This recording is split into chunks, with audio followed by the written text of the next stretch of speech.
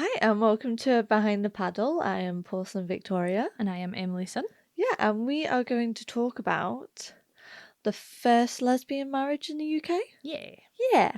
So the previous episode, at least one of them, was we were going to do the first lesbian marriage in the UK. But of course, there is so much information and we feel like this woman needs her own episode. Yeah. So the previous one is called Gentleman Jack. Yeah. Yes, and now this one is going to be the first lesbian marriage in the UK. Yeah. She's too interesting a character not to have her own episodes. Absolutely. So this is a continuation of that Yes. story. So, Shibden Hall had belonged to the Lister family for more than 200 years. A medieval manor house tucked behind a hill, its black and white facade hid a network of dark rooms within. Ooh. Even the house is goth. It's great. So if you'd listened to the previous episode, Anne had just been trying to get together with a duchess and had been rejected for a man again.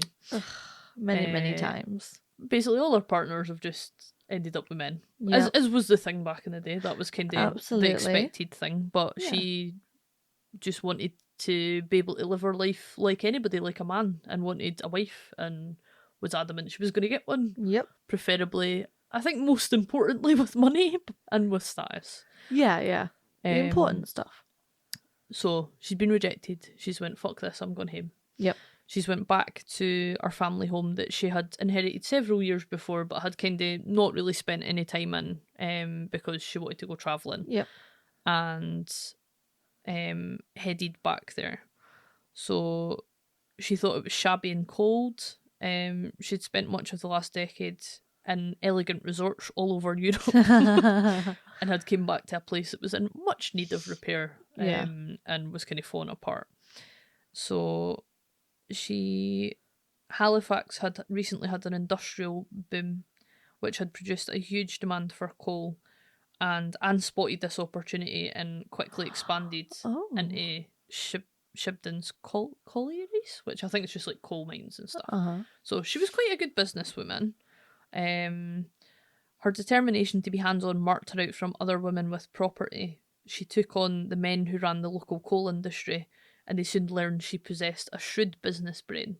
So, sorry, how did she get into that position? So was she like the manager of them, or like did she create her own? So she expanded them. So basically, as part of this estate, it's like a house and land. And on this land, there clearly was already like coal mines. And because there was like a boom in that area, she's went, right, that's where the money needs to go.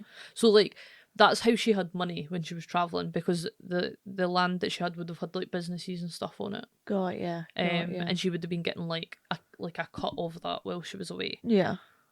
So she's came home and she's spotted an opportunity to. She's been smart about it, yeah. To make herself more money. She told her diary how a coal merchant she had driven a hard bargain with complained he was never beaten but by ladies, and I had beaten him. Nice. She felt really at home there. She'd remarked, I have been happier here than anywhere else. So it was quite nice. She was starting to settle in. Yeah.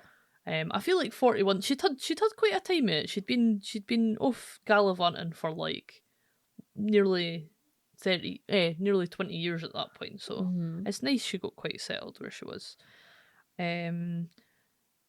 She basically poured over everything she could learn about the estate, and her diary was full of like all the estate business. Amid the horticulture and landscaping references, a new name began to appear on the pages. Anne Walker was a shy, gentle 29-year-old heiress from a larger neighbouring estate. Oh, okay. So she was like, oh, I've got a rich neighbour. A rich, hot neighbour. Yeah. Getting on that. The two women had met years before when Anne was in her 20s and the young Anne was just a teenager. Young, yeah. So she hadn't looked the road she was on at that point, which, fair enough. Yeah, good. So this was 15 years later. She didn't know Leonardo DiCaprio like. So. Yeah. Oh, I've seen pictures of that earlier. It was giving me the utter fear. Aye, so 15 years later, the demure Miss Walker made a much bigger impression on her neighbour. The quote for the diary: "She has money, and this might make up for rank." That's good. So, within a week of them being reacquainted, Anne was imagining the two of them together, as she was telling her diary. As with previous prospective lovers, the young heiress's fortune was a large part of this attraction. Anne hoped that combining their wealth would enable her to complete her ambitions for Shibden, leaving enough spare to keep travelling. Okay. She little dreams what is in my mind. She has money, and this may make up for rank. We get on very well so far.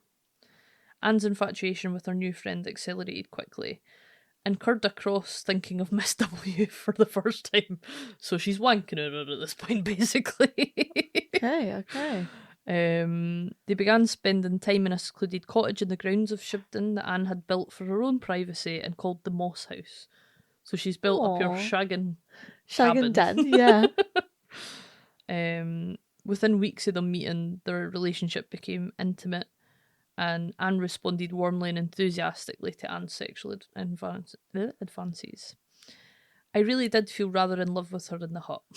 Perhaps, after all, she will make me really happier than any of my former flames. Aww. So she's still like got a wee bit of romantic in there. Yeah. She's just businesslike in everything that she does. Throughout her relationships, Anne had seemingly been on a collision course with the society she inhabited. She sought a woman to live with openly when such arrangements apparently had no precedent. So, as we've said before, like, she was kind of running with no script. She was making things up as she went along. Like, the things that she wanted weren't... She never had any, like, examples of that round about her. Yeah. She was very much just, like, blazing the trail and making her own way in the world, which fucking hats off there. That's terrifying to think about. Obviously, our previous relationships, Mariana and Veer, had both decided to marry men, but these decisions were as much to do with meeting society's expectations as they were a rejection of Anne. Yeah. Like, people just succumbed to the pressure, probably their families and stuff were putting on them. Anne just continued to refuse to conform to that. She just wanted to do her own thing and refused to... She wanted to be happy in her own way. Exactly. Yeah. That's totally fair. Like, I could see why she would be quite angry with them for not choosing their own happiness over... Yeah. But that was the done thing. So, after 2 months of them being together, she made her intentions clear. She wanted them to live together at Shibden, like a married couple, share their wealth and property. But young Anne was fraught with anxiety. Oh. She was still really confused about her closeness to another woman and still grieving over the deaths of her fiancé and parents. Oh, okay. She asked for 6 months to think about it. 6 months? Yep. They'd only been together 2 months at this point. Fair. And she's like, mate, give me another 6 months. Could you imagine if I got with somebody and they were like, move in now? Aye, 2 months is pretty quick. Let's say. Especially, I don't know what happened to her fiancé and her parents. Like... We'll figure that out at some point. Yeah. So 6 months went by, and young Anne sent Anne a letter saying, I find it impossible to make up my mind. Irritated and doubting their relationship had a future, Anne fucked off to Paris and Copenhagen in a huff. Oh, okay, fair. Which she seems to just do alone. Yeah. She came back to Halifax several months later, and young Anne was waiting for her. She had turned down an offer of marriage from a man. It was the clearest message yet she was in favour of a life with Anne. Yeah. I feel like that must have been quite nice for her, because, like... Absolutely. After getting, like, denied for so long. Yeah. Like, I feel like the fact that she had been proposed to and said no would have been, like, the best thing, in like, the best case scenario for her to see that she was serious. Yeah. So... she's 42 at this point. She spent, like, her full life looking for a partner, and she was finally about to get what she wanted. Both women altered their wills, making the other a life tenant of their estate. And Anne told her family about her plans. She informed her elderly aunt, father, and sister, but they were far from shocked. All had witnessed her closeness with women throughout her life, and Anne felt they supported her choice. Which is really nice that she actually had like a supportive family and stuff. After some quote-unquote long capital grumbling... Okay. During a sleepless night, Anne noted in her diary that young Anne was to give me a ring and I her one in token of our union. Anne was to wear a gold band, and in return she gave her young love an onyx ring. Its black stone was a nod to her signature style. So even the ring was black. That's cute. Which is so nice. Yeah. That gave me shivers there, actually. That's so nice. She believed young Anne, had saved her from the anguish caused by Vere and allowed her to let go of Mariana once and for all. Aww. I believe I shall succeed with her, Anne told her diary. If I do, I will try to make her happy. Oh, that's so cute. And that's the church that they got married in. Oh, that's cute. I don't know if you'll be able to see it. It's cute. Cool. So Anne Lister's wedding to Anne Walker took place at Holy Trinity Church in York on Easter Sunday, 1834. The event was purely symbolic. Attending church with another woman and taking communion was ceremony enough for Anne. She took the values of a traditional union seriously. Her promiscuous days were over. Mariana, who had continued to be a part of Anne's life throughout all her foreign flings and high society schemes, admitted defeat. Dearest Fred, she wrote in a letter, using her pet name for Anne.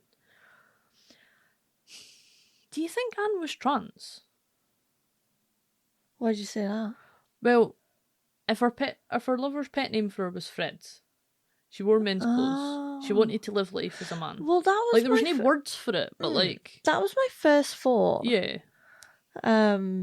Just when you were just starting, and I was like, no, that sounds like, I don't know, presumptuous. And that's fair. It's literally just the Fred thing that's like tips me into like, She maybe does it could have been something else. Yeah, she does definitely make note all the way through that like she wants to be treated as a man, like she wants to live her life as a man. But we just don't know. Yeah. I'm good. I'm so interested to read these diaries. Maybe this wasn't the first lesbian wedding then. Exactly. But like with them wearing petticoats and stuff. But were they allowed to wear anything else? She was wearing like suspenders and stuff underneath. Like I totally understand. That like some things in tradition you couldn't cross. Yeah. Because she was that still on the be edge. in high society, because like maybe it was finding the balance of like rebellion but still achieving, still being very ambitious, smart, still very educated, like still being in business, still being, do you know what I mean, still being respected within, like being true to yourself as much as you could to still get by, rather than it being that's very interesting, because Anne to Fred, it could be like a joke with the whole like gentleman Jack thing. Do you know what I mean? Like maybe this was like an ongoing... Maybe. Or maybe so that... Oh, here's an interesting one. Maybe it was so that if anybody read the letters and it was signed with a woman's name, that it was getting sent to a man. Yeah. There's so much to this. Right. So much to this. Sorry. Anyway, so, dearest Fred, the die is cast and Mary must abide by the throw. You at least will be happy. So she's like threw in the towel. She's like, if this is how it's going to be, this is how it's going to be. The newlyweds embarked on a honeymoon, 3 months of travel through France and Switzerland. On their return, Anne installed her new wife in Shibden. Carts laden with furniture rumbled up the track between their homes. So she's took our furniture, which is hilarious. The scandal was soon the talk of Yorkshire. Anne Lister, who had been mocked for looking like a man for so many years, was now very much acting like one. The cohabitation of 2 prominent women was outrageous, but without the language or the understanding to describe their relationships, critics opted for pranks instead. So, as we kind of spoke about in the previous episode, the word lesbian was not had not been created yet at this point. Like, there just wasn't the words weren't there for people to be able to understand. Like, I don't even think like sexuality or any of that was like spoken about or had words for it yet. So they did their best. They did their best to take the piss as much as they could without the words to actually label things. So a mocking advert appeared in the Leeds Mercury announcing the marriage of Captain Tom Lister of Shibden Hall to Miss Anne Walker. Anonymous letters also arrived addressed to Captain Lister, congratulating the couple on their happy connection.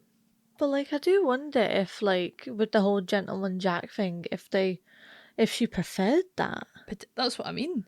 Like, this is why it's not the bits that I've read haven't said either way how she felt about it. Like, the only bit in retaliation to the Captain Lister bit she'd put in her diary, probably meant to annoy, but if so, a failure. But, like, how, without context, that could be taken either way. I'm also thinking as well, clearly, they're a top. Yeah. So I'm like, they're very, like, in control in the sexual manner of things. I'm like, okay, I can see it.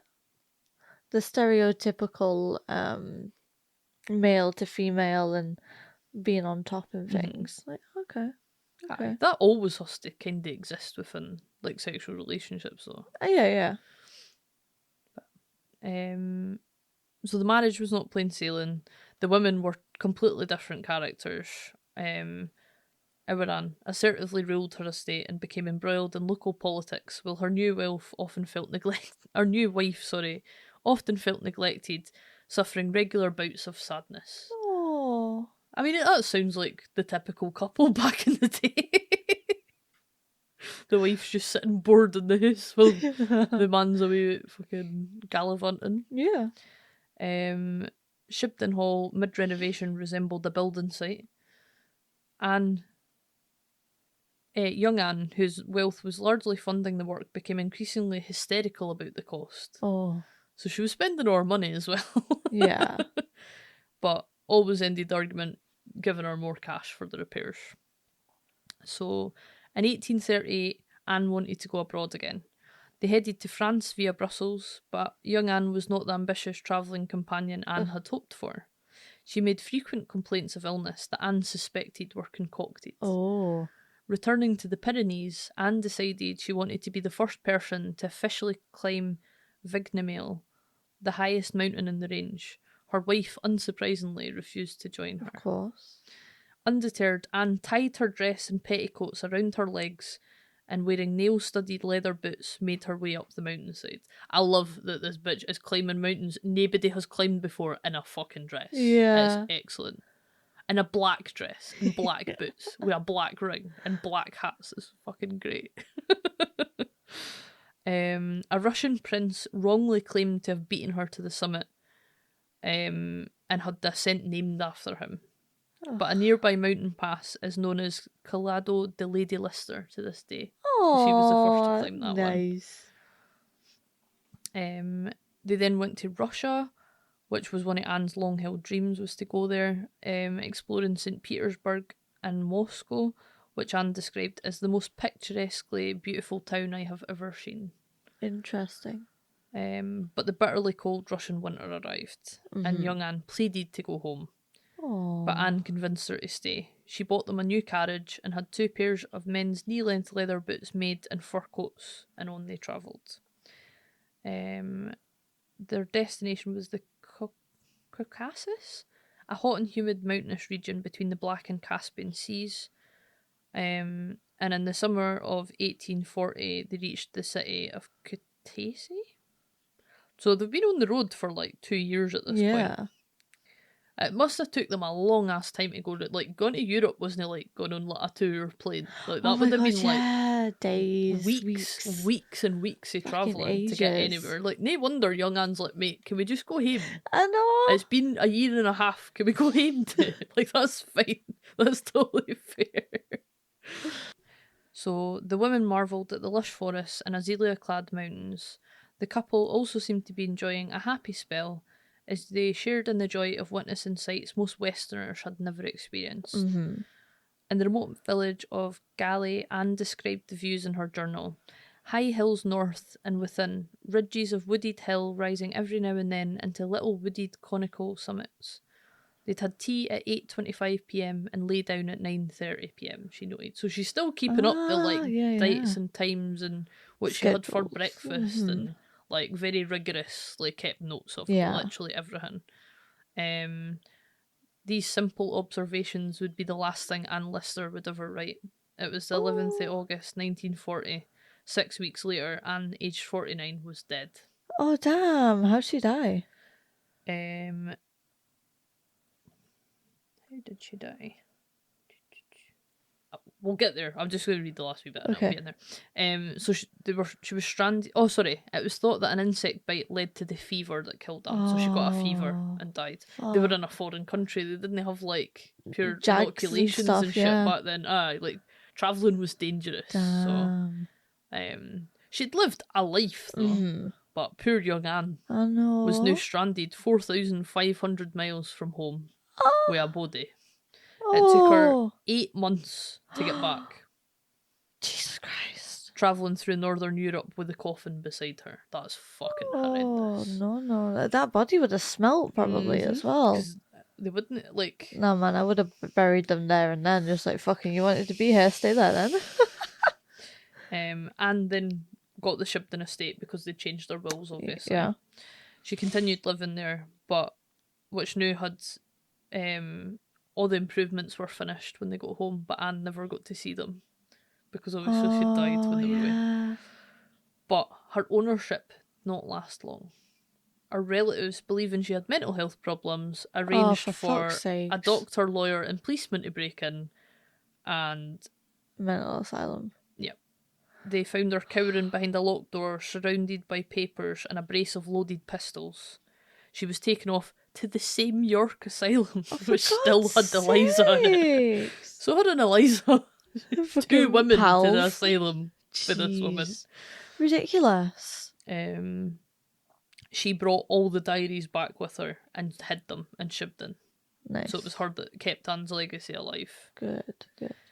And then obviously it was only it took 150 years for the contents to be revealed after that. There's a rainbow plaque erected in her memory at the Holy Trinity Church in York, which describes Anne as the first modern lesbian. That was where they got married. While this definition is debated, Anne's importance to lesbian history is not in dispute because like there just isn't anything like what our diaries have got from that time period. This is so when the Queer British Art Exhibition was held at Tate Britain in 2017. Its curator, Claire Barlow, described the history of queer culture as being punctuated by dustbins and bonfires, speaking about how similar records would have been destroyed by shame-filled families.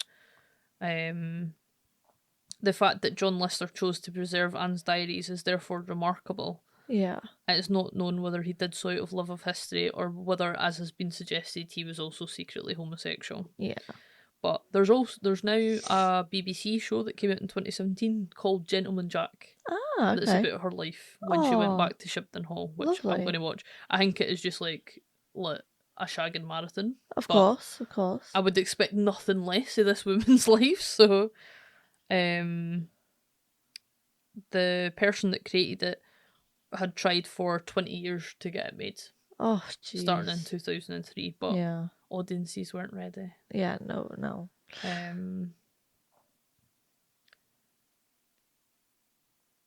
I just want to find...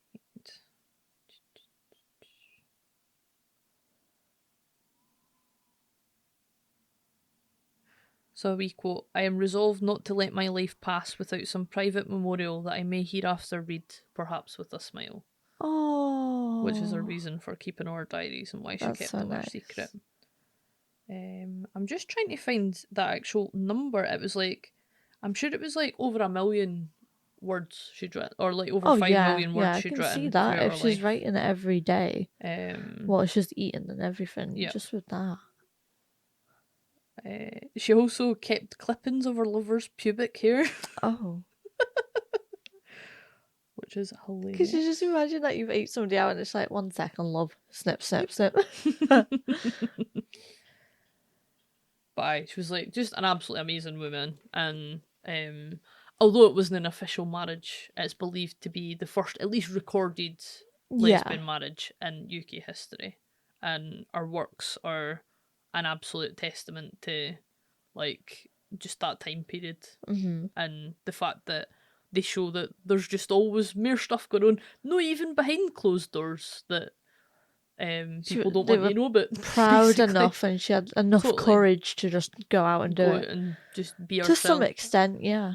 Yeah, when everybody in her life was telling her she was wrong, she was just fucking out there, kicking ass. So absolutely awesome. Yeah. But yeah, this has been Behind the Paddle podcast with Paulson Victoria and Emily Sin. Yeah. You can find us on Spotify, Apple, and also Dark Fans, because now we dress up a little bit more, or dress down for videoing Behind the Paddle. So if you want to go see that, you can go subscribe on our Dark Fans. If you want to get humiliated, you are more than welcome to give us a message. If you want to hear anything on the podcast, any topics, or if you even want to come on the podcast, you are more than welcome to give us a message and we can have a nice little talk. But yeah, if you also want to support us, that would be great. Every little helps. And your lovely shop. Yeah, so as always, there's a wee discount code for you guys. If you use Behind the Paddle at checkout at thesanctuaryofsin.com, you'll get a 10% discount. We also have the Uncensored Market coming up on the 15th of December in Glasgow, which is a safe space and sexy market just filled with lovely kinky, sex positive goodies, activities, and other people, which is always nice. The tickets are now on sale. Go and check that out. Yeah. But thanks for listening, guys. Yeah. Bye. Bye.